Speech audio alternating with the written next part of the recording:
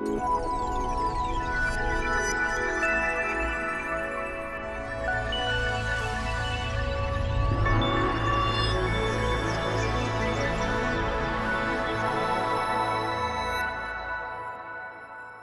I'd like to take you back to an autumn evening, 6.5 years ago, 2003. It was the 29th of October. It was about 6 o'clock, and the scene was Smith Square, where Conservative Central Office used to be. Of course, it's no longer. It's moved to the brand spanking Millbank complex, where New Labour, of course, formed its campaign operation before the 1997 election.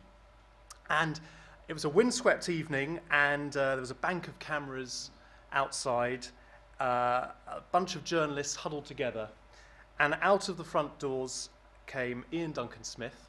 He emerged with Michael Howard, Theresa May, Oliver Letwin, and a few other members of the then Tory shadow cabinet. And he was the third leader in 6 years to resign. And it was quite a moment. And Oliver Letwin told me that he said, standing there, I really did think that we were seeing the annihilation of a party capable of functioning in the future. It's quite a bold statement to be saying. And I don't think he was exaggerating, having talked to various other protagonists, figures, those inside the shadow cabinet at the time, those before and after, MPs and other commentators. The party was imploding.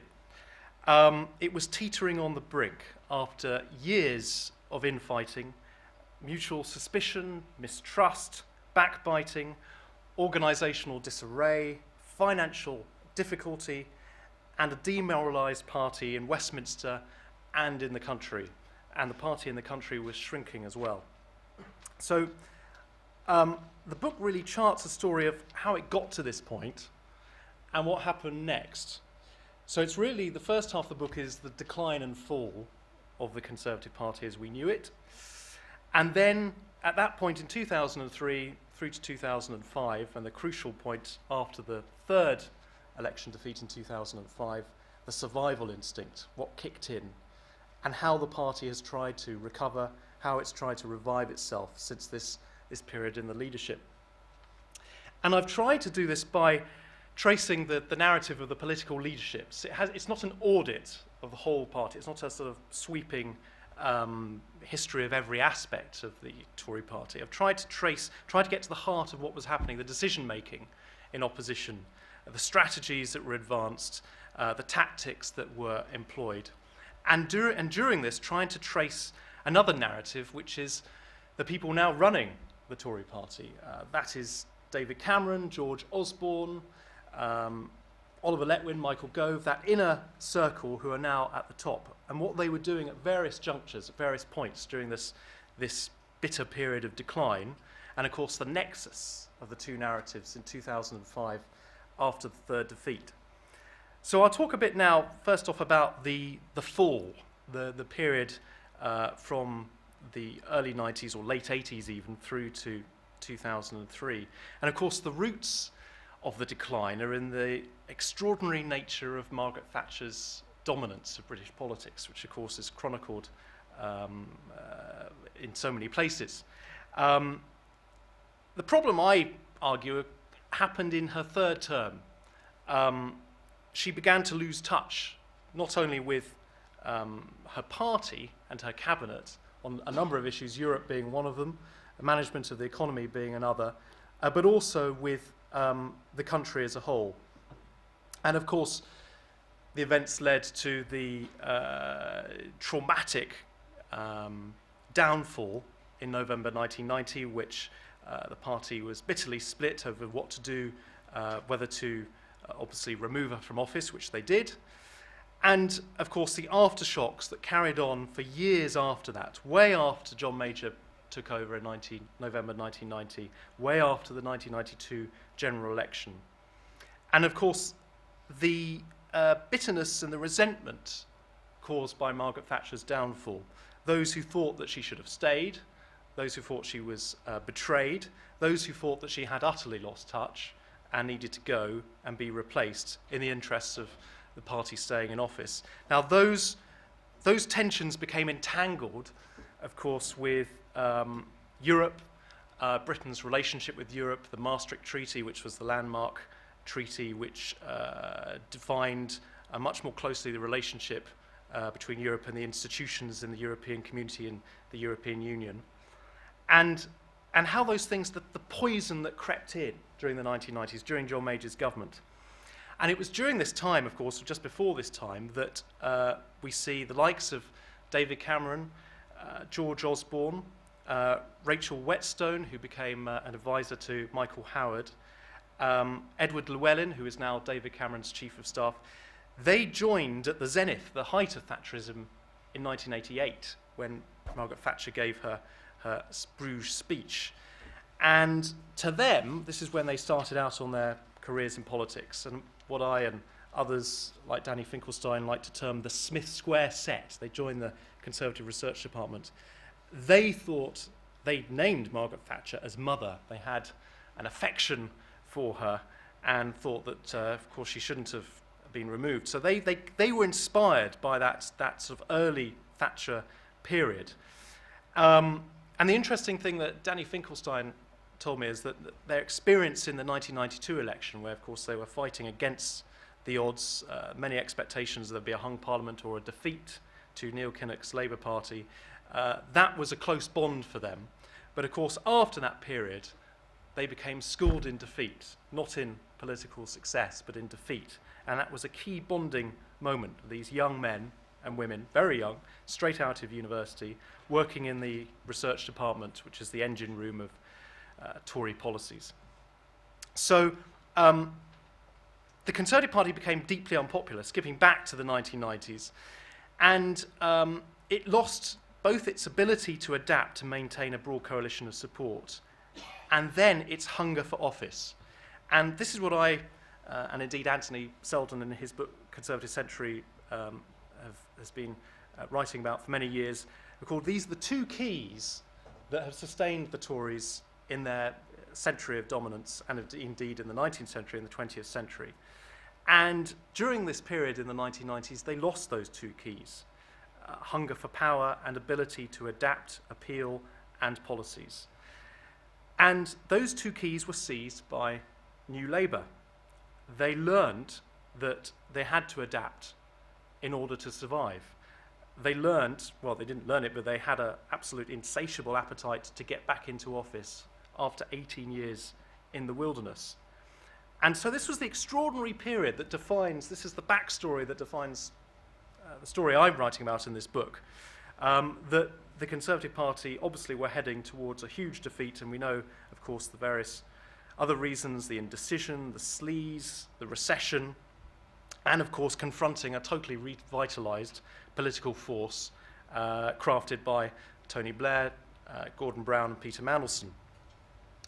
And the 1997 landslide, in terms of its effect, its long-term effect, I don't think can be underestimated. The parliamentary party was halved.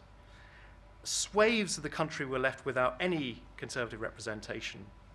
And what was left were the survivors on the safest Tory seats. And they had the complacency of survivors at the time.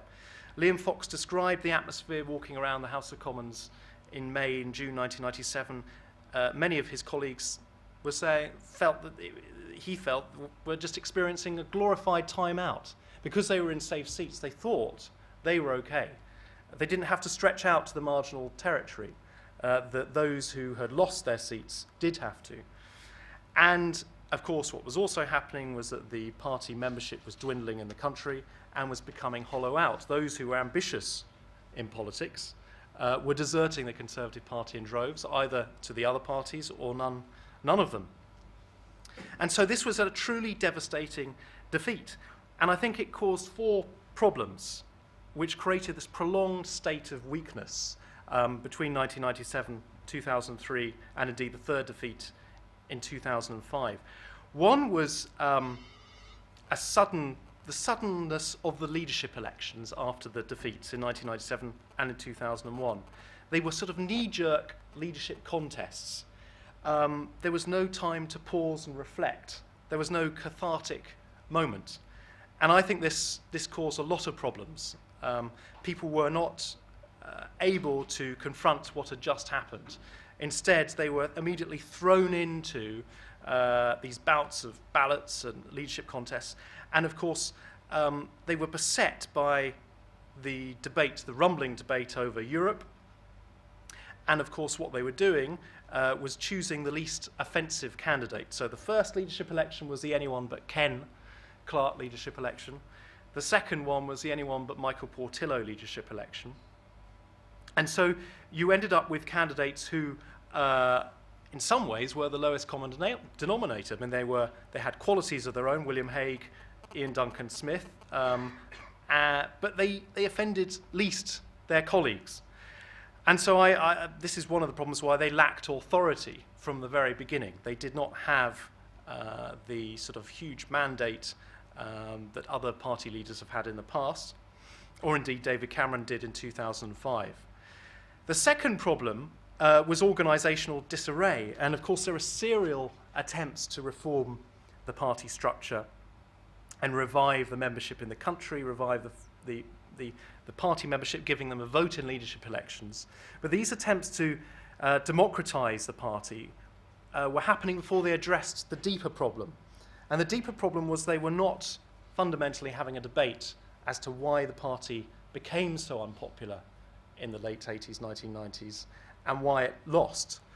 And they fell into two camps. Those who believed that, as Liam Fox described, there was a sort of glorified time out, the pendulum would swing, that people would creep back to the natural party of government, which you could say is a rather arrogant view to take. And those who were in the minority but quite vocal, who were saying, we've got to understand why the Conservative Party became so detached from the country as a whole, why it lost so many voters, both to the Liberal Democrats and to Labour. And so there was that fundamental argument going on. And there were those who were trying to address it. Andrew Cooper, who now runs the polling organisation Populous. He was William Hague's strategy advisor. He tried to do some analysis and some research into why the party was so unpopular, to understand that public opinion had changed. There was much more interest in the state of public services than the fundamental state of the economy or industrial relations, as there was in the early 1980s. And so he put these points across, and they had these arguments in shadow cabinet, but they were resisted. Peter Lilly tried. He gave a speech in 1999, which had the, shall we say, unfortunate coincidence of being on the same night. There was a massive party organised for Margaret Thatcher's 20th anniversary of her election in 1979. So the timing didn't help. But he was also essentially making the point that we've got to address public opinion, and there are, fair or unfair, there are views out there. Many people think that the Conservative Party wants to privatise the NHS through the back door, doesn't care about the public sector, only cares about our friends in the city. And that was essentially the message he was giving. When they had the shadow cabinet meeting after that speech, Michael Howard described it as the most dangerous speech he had ever heard in his political career, because he thought it was betraying the record of the Conservative governments under Margaret Thatcher and John Major, in which he served. And the party shouldn't be apologising. It shouldn't be conceding and moving on.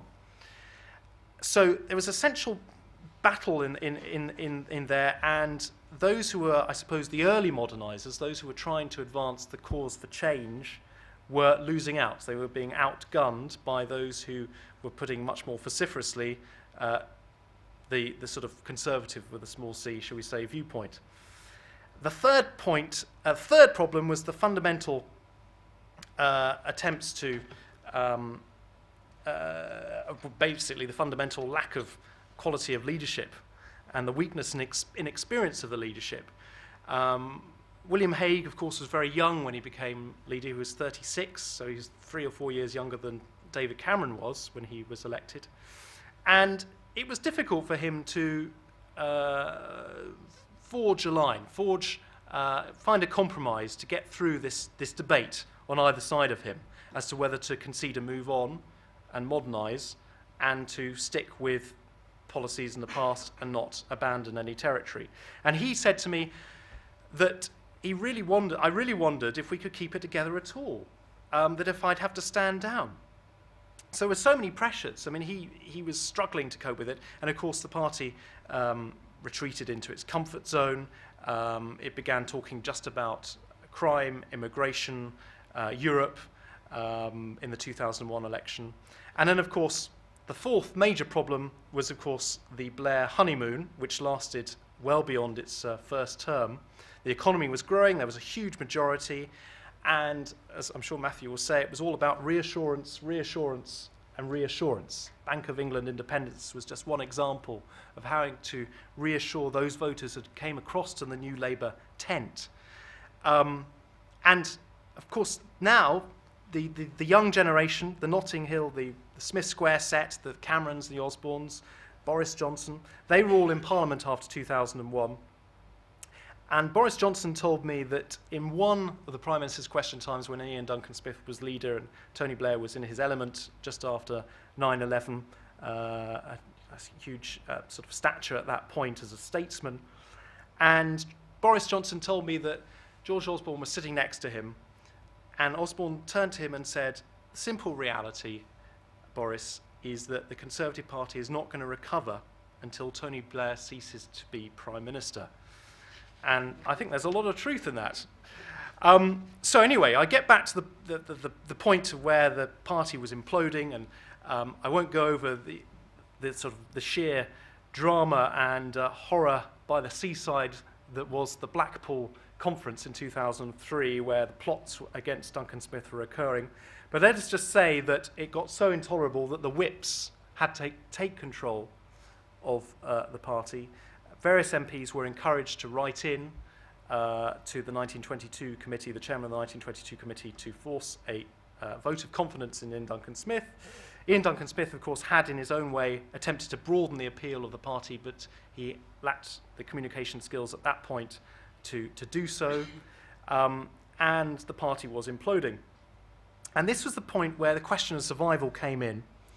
And I thought an interesting story was talking to David Davis, who, of course, stood against David Cameron. He was planning to stand and force a leadership election in 2003 after Duncan Smith fell, and of course we know Michael Howard was also considering. Now, it may have been that he felt that he didn't have enough votes to actually win. That may have been his calculation, but he also told me this, which I thought was a poignant sort of illustration of how bad things had got, the sense of disarray and despair. He said that he had to make a decision pretty quickly. And it was like a football match, a European Championship football match in 2003, that had just happened in October 2003 between England and Turkey. And a fight had started on the pitch at the end of the match. And unusually, the referee didn't stop this fight, it just carried on. And the final whistle went, they went off into the tunnel, and they kept on fighting.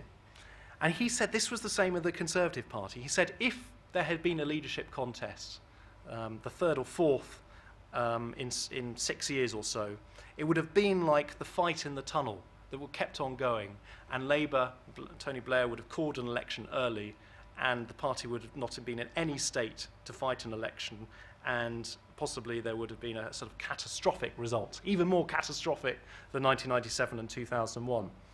So he decided not to do that. To his credit, I argue, in the book.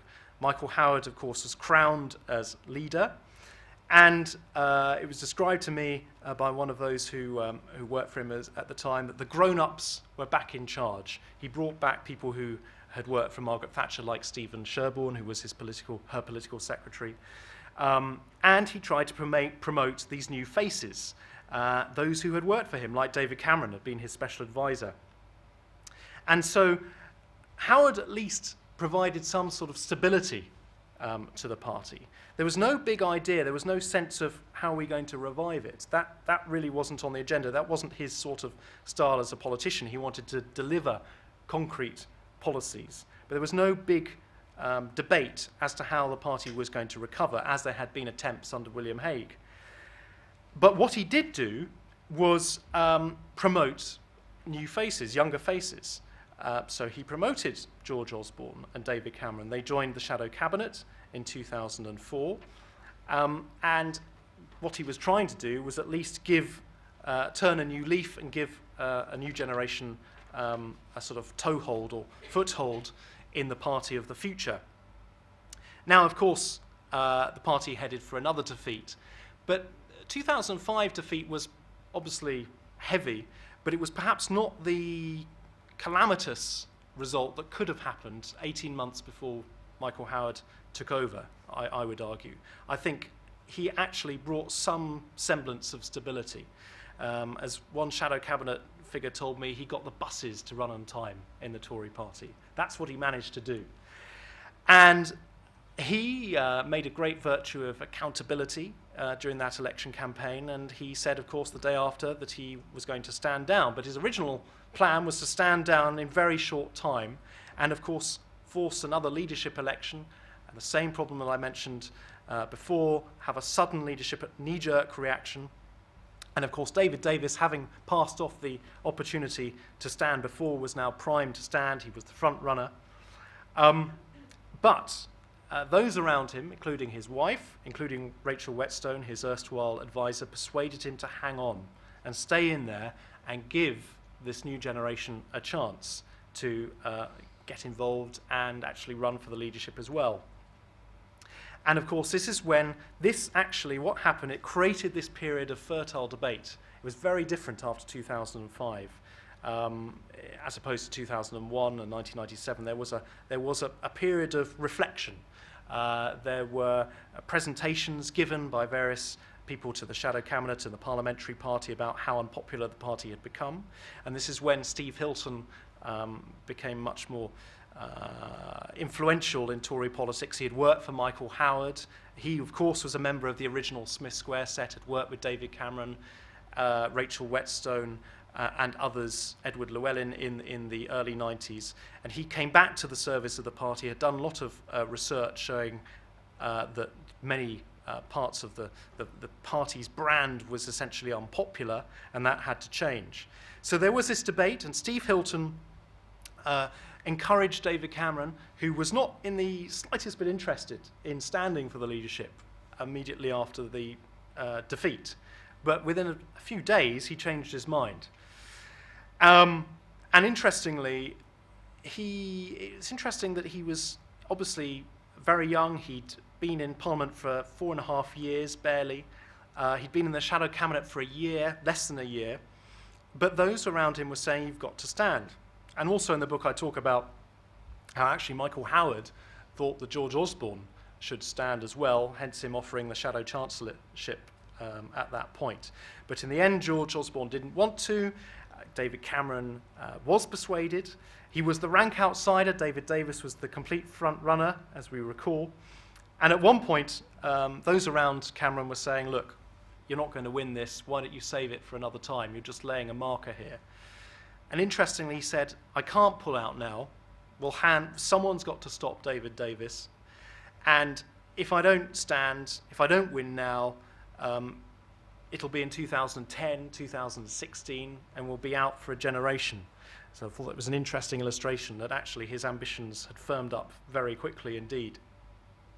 So he won the leadership, essentially because after a third defeat, the membership were prepared to hear the argument for change, which was made much forcefully at that time, and also because he was a far better communicator than many other people that had been at the top of the party had been for that time. Of course, his performance at that conference in 2005 eclipsed that of David Davis and Ken Clarke, and he won. He got a mandate of 68% to lead the party. So I shall just touch briefly, because I think we'll discuss this more with Matthew, how the party has sought to revive its fortunes under David Cameron. Number one, it tried to shed its unpopular policies on the NHS, for example, the patient's passport, allowing patients to take money essentially from the NHS and have private treatment. They abandoned that policy. They committed it to universal free care at the point of delivery. They also tried to rebrand the party. These are broad brush strokes, sending signals out to people that essentially trying to turn heads. This was all Steve Hilton's idea of shock therapy. It's often called decontaminating the brand, but his preferred language was shock therapy, to make people understand that something was happening that was really changing what the Conservative Party was all about. It was interested in the environment. It was interested in social issues. It was interested in not just proposing tax cuts and limits on immigration. And of course, changing the way the party looked in terms of its candidates and its A-lists. Now, I argue in the second half of the book that the Project Cameron hasn't always been successful at delivering this. It has not, by any stretch of the imagination, been a straight upward curve for them. And there, of course, have been three significant challenges that, of course, could have derailed the whole thing for David Cameron's ability to recover the party. One was Tony Blair's demise and Gordon Brown's arrival at number 10, which rejuvenated Labour for a time in government. The threat of the snap election certainly put the Conservatives on the back foot. The polls deteriorated for them. Second was the financial crisis and Lehman's. It was no longer the politics of plenty as it was after 2005 when David Cameron won the Conservative leadership. They had to immediately readdress their analysis and assumptions about the economy. And third, the expenses scandal, which also could have destroyed the Conservative Party's recovery in terms of shedding its past reputation for sleaze. It brought all those memories back. But somehow, through a combination of tactical agility and luck, which is always a big factor in politics, and what's happening with the government and their relative lack of fortune or misfortune, plots to remove Gordon Brown, the project, as it were, has survived. But there are major weaknesses, which I think we'll explore now. All I'd like to say to conclude on is saying that for an opposition party, all you can do, and this is what David Willetts, the party, one of the sort of early modernisers, all you can do in opposition is say things. You can't do things, which is obviously a statement of the obvious. But you cannot, he was saying that you can only convince the public that you have fully changed as a political party once you're in office. And there has to be a leap of faith on that. Now, of course, we'll see whether that leap is taken in the next 6 weeks. But I would argue that essentially the two keys that I was talking about, the adaptability and that a sense of being able to adapt quickly, to broaden your appeal, to win over the electorate, that has certainly recovered up to a point, not as strong as it was in the Conservative century and in the 20th century. The hunger for office, it's certainly there among the leadership of the Tory party and quite a few MPs, but the expenses scandal has taken a huge toll on that. I think there's a muted sense of hunger. And I don't think the entire party is fully on the same page that David Cameron and the modernisers who are in charge of the party have wanted to take it. So it'll be very interesting to see if the party wins and forms a government, whether it'll be able to survive the stresses and tests of office to maintain the trajectory which David Cameron and his colleagues have tried to project since 2005. And I shall end it there.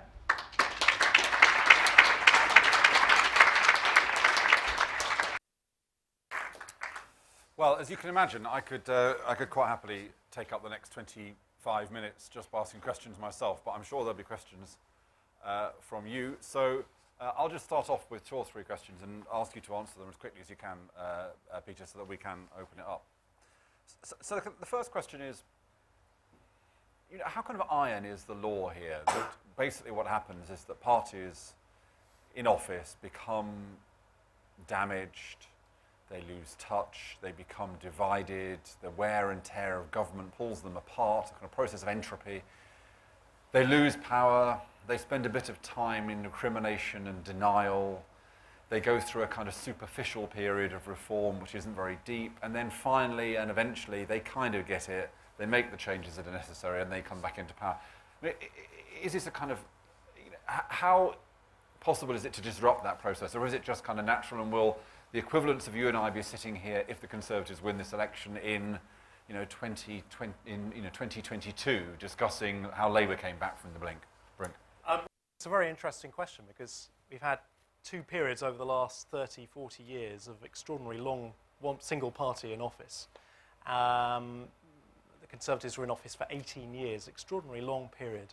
And now, of course, they've been out of office for 13 years, which is actually the longest period they've been out of power for an uninterrupted period since 1832, since the Great Reform Act. So the iron law, as you say, I think has been stretched to breaking point. I don't think it is obvious, actually. I don't think it's a natural path for parties to recover. If you look at what happened to the Liberal Party in the early 20th century, and the huge schisms that happened in the First World War, the divisions over Ireland, it brought the party, and of course the rise of another party at the time as well, the rise of an organised Labour movement and the Labour Party. That party fell apart. And I think I say at the point I was starting off in the talk in October 2003, the threat of a realignment, I think, was quite, I'm not saying it was inevitable, but it was quite a strong possibility. The Liberal Democrats at that point, of course, were building the Thatcher of Iraq, were about 25% in the polls. The Tories were about 30, 31%. Not a big gap. And they may have overtaken their share of the vote, as, of course, nearly happened in 1983.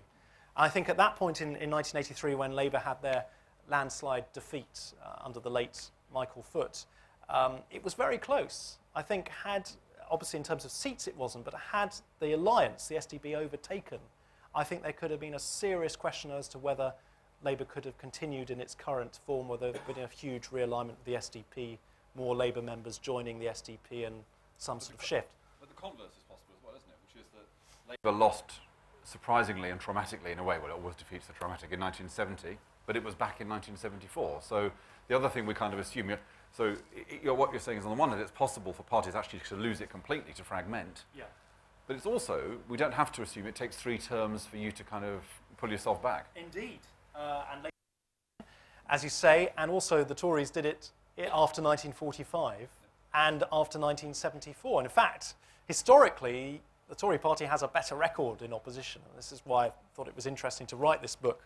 The Tories aren't often in opposition for long because they are able to restructure themselves, find a new set of ideas, to be able to adapt. And actually, the crucial point is to come to terms with why they were defeated and understand it and do the research and talk about it. And that sort of raw debate may have happened among a few people, but it wasn't happening in a sort of collective way that it could have happened after 97. So the kind of question is not so much why did the Conservatives come back, but why did they spend so long in the wilderness, really, given the history? Yeah. Okay, so the second thing I wanted to discuss is this point which you kind of raised at the end, which is about the degree of reform. And it's quite difficult for me to make this argument without it sounding as though I'm kind of trying to make party political points, but I'm really not. Well, the order you can judge for yourself. It's genuinely what I think is happening. And why it is, I think, the Conservative lead, although strong, is not quite as strong as you would think it would be. It's that, in many ways, the Conservative Party seemed to be closer to where Labour was in 92 than when Labour was in 97. So if you remember in 1992, it was still the case that Neil Kinnock and John Smith couldn't do what the pollsters would have told them were the most popular things to do. Well, the most popular thing would have been for Neil to resign, sadly, but they weren't able to do that because they still had to attend to the left and the trade unions. There were still things they couldn't reform. That wasn't the position really in 97. Tony Blair was more or less able to do whatever he wanted in order to win power. Yeah. It still feels to me as though the Conservative Party, that David Cameron has to juggle between what Steve Hilton would like him to say to win the election and what this kind of triangle, which is represented by the Telegraph, the Spectator and the Conservative blogosphere, what they feel. And indeed, I think the blogosphere is quite important in this regard because the Conservative kind of hardcore has been really mobilised by its capacity to go online and make a noise very quickly when it hears things that it doesn't like. And just to throw one other kind of element into this, I think it's not just that the Conservative Party hasn't reformed as much as Labour had reformed, but also in some ways there's really a huge gap between the leadership. One example of that is climate change. Now, I spend time with Conservatives, many of my friends are Conservatives, and if you mention climate change to the average Conservative activist now, it's more or less like mentioning European Union. You know, they kind of just guffaw, you know, what are you talking about? You know, they're very, very increasingly sceptical, and, you know, somewhere on that sceptical range. Not all of them, of course, like there are lots of Tories who are enthusiastic about Europe. The leadership says that it's absolutely foursquare with the kind of government's basic position on climate change. But I speak to people in the environmental movement, and they say that's really not their experience. So it's not just a kind of that the reform hasn't taken place, but in certain areas the party's gone in one direction while the leadership's gone in the other. I think you're right. I think you're right, Matthew. I think there is a tension, essentially, not just on climate change, which of course was one of the more effective ways that they tried to decontaminate or detoxify the Tory brand in that early phase of Cameron's leadership, but also on the economy. What I say in the book is that there was a chance to have a Clause 4 type battle over tax. And this was the first party conference in 2006. Now, in the end, the leadership did prevail. They did actually prevail in that conference. There was a big debate going on in the blogosphere at the time. There was also a tax commission that was occurring as well, led by Lord Forsyth, who was on the Thatcherite wing of the party, suggesting a flat rate of tax. That was one of the proposals. So low tax proposals. Osborne said economic stability comes first, upfront tax cuts, if you can afford them, they're a second priority. Well, don't deliver it upfront, only if you can afford them. And they had a speech, but they didn't have a bust-up. They didn't have a sort of a big fight, an open display of a battle in which one side prevails. It was very much done behind the scenes, and it was very much done at that point when, of course, the leadership was still in that honeymoon phase. And as I say in the book, I think that was a missed opportunity. They could have shown much more publicly that this was a sacred cow at that point in time for the Tory politic that the leadership could have taken. And just on the other point about the journeys, the two journeys in the wilderness that Labour took and the Conservatives had taken, I think in some ways, although despite what I said about tax, they have been different journeys. If you look at what Labour had to do, essentially the heavy lifting that Neil Kinnock had to do, Tony Blair didn't have to do any heavy lifting at all on policy. It was essentially more or less in place by that stage, the unilateral disarmament, mass nationalisation of various industries, leaving the European Union. I mean, those three core tenets of the old Labour Party had been discarded. There was a lot of hard shifting ideologically that had to go on between, let's say, 84 and 1992. The Conservative Party has been a bit different. I mean, yes, Cameron did jettison the unpopular policies. He didn't talk about immigration all the time. He didn't talk about escape routes from the NHS for middle class and those middle classes and those wealthy enough to do. He discarded those policies, but I think it was more a cultural shift, a change in demeanour, a change in attitudes, a change of tone. It didn't mean they were abandoning all their, belief in the market and belief in sort of other conservative principles of law and order, but they had to change the way they conducted their politics. I think that's the distinction, perhaps, between what Labour had to do early on and what the Tories have done since. And this is the wide answer before I open it up. Let's assume the Conservatives win enough seats to get an overall majority. Given what you know about the party now and its candidates, if you were to take all of those candidates and put them in a room, and there was a picture of Margaret Thatcher and a picture of David Cameron, and they had to line up. They had to choose who to line up behind. Who would end up with the longest queue in front of their portrait? Well, there's nothing that breeds loyalty than winning.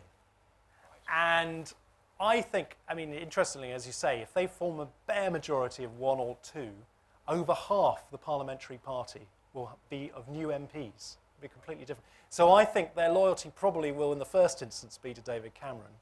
Whether that loyalty is strained, how strong it is, and whether the ghost of Maggie Thatcher comes back, that's a good question.